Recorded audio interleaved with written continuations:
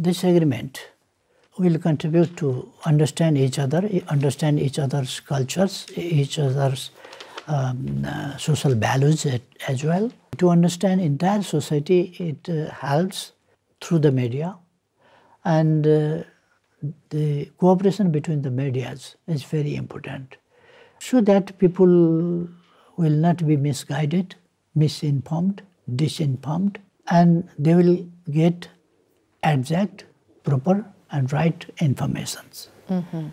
This is very important. In different levels and different types of exchanges, they can contribute to develop friendly ties of our two countries and two societies. Firstly, under leadership of President Xi, China developed very fast. He brought out from poverty those huge population within a short span of time. That is very unchallengeable and unprecedented history. President Xi developed in all spheres of life, social life, economic development, development and well-management of statecraft, mobilizing his party as well, perfectly. And I found people are happy. In this regard, his leadership is very successful. In my very young age, when I was 13, 14 at that time, I got ideas, inspirations from my grandmother and my guardians, as well as from my teachers, that we must follow the truth.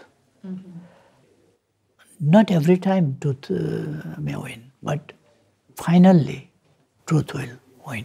I believed that, and I jumped in the moment, political struggle, and I was successful, because at that time when I started near about 60 years before, then at that time the era was like very dark. In that situation, I joined the struggle and I led after that. And I'm satisfied that we are able to bring changes in the political movements, and we change the political system. Monarchies topple down according to our situation. We did, but rest we have to achieve economic development and other aspects, social development as well. The important thing was the friendship shown by the presidency to me, and through me to Nepal. The friendship is most important thing. If there is friendship, then everything is there. Talks between me and President Xi were very fruitful to develop our friendly ties between our two countries, as well as for the cause of international poverty alleviation, etc., and international development, economic development, and for global peace as well. Our friendship is old friendship since many years, beyond the history was begun perhaps. At the present times, our friendship is developing each and every day, and multidimensional development of this friendship is important. And there are economic, political, cultural, social, and environmental questions and others as well. Issues we talked were very important for our two countries, our relationship, and for other countries as well. His visit to Nepal in 2019 was a historical one. It created a new history. It created like a milestone on the relationship of between our two countries. His visit proved that he is a genuine good friend of Nepal, and China is a really trustworthy, friendly country to Nepal. All are important, because if economic development is not there, other type of security, without economic security, nothing can be so good. Hungry people can do anything. Economic prosperity is the first. We want to make the people happy. To be happy, each and every person of the world must feel that he or she is safe. There must be justice. There must be equality. That will lead to the peaceful world, prosperous and happy. And safe for somebody, unsafe and always living in fear for others is not a situation of peace. For global peace also, should China's efforts on these questions, internal and external, justice and peace. These slogans and these actions, these practices, I love, I like. Well, actually, your visit this time to China. Our slogan is, and our policy is, friendship with all and enmity with none. We have no enemies, we have friends. In whose eyes, that is the question of their own eyes, how they see the things. As a sovereign country and politically independent country, we are free to decide our internal and external policy matters. And we are free to implement, like other countries. Which media's attitude is what? We are not guided by those media's comments or anything. We are guided, firstly, by our national interest. Secondly, we are guided by justice. We follow justice. We do not care what others say, but we know well that what we have to do. We have friendly ties with China, and Nepal and China are old friends, and continuously our friendship is developing, deepening, widening, and it will go ahead in the same way of the strengthening and widening. Our goal is prosperous Nepal, happy Nepali. Our country should be prosperous. It means people should be prosperous. And the benefit of prosperity should people get with a feeling of, with a policy of equality.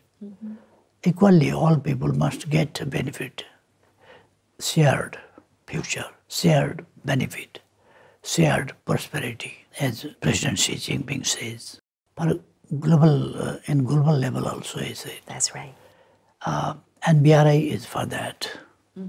And there are development initiatives and others as well. And we are part of that also. And in Nepal, I proposed prosperous Nepal, happy Nepali.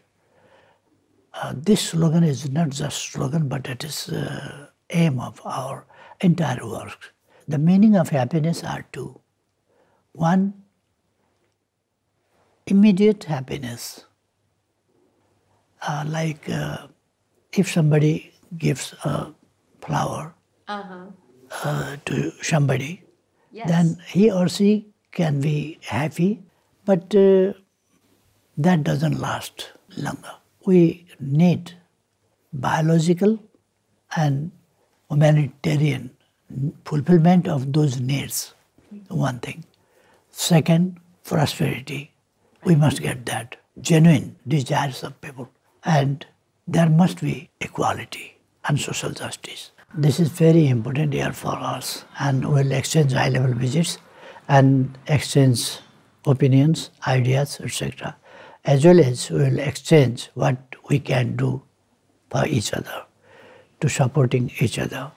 We'll celebrate from various or many ways, organizing different programs, exchanging different programs to develop our bilateral ties in the level of government and in the level of people-to-people relations. China has declared that visit Nepal year for 2025 to develop, to contribute in the development of Nepal's tourism sector.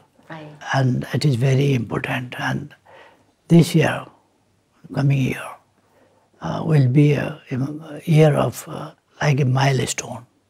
It will live a new history. It will develop. Sometime before, I addressed to the Beijing University, where the May 4th movement was started. A new democratic consciousness and commitment was started to change China from a feudalistic one to modern and developed China, prosperous China,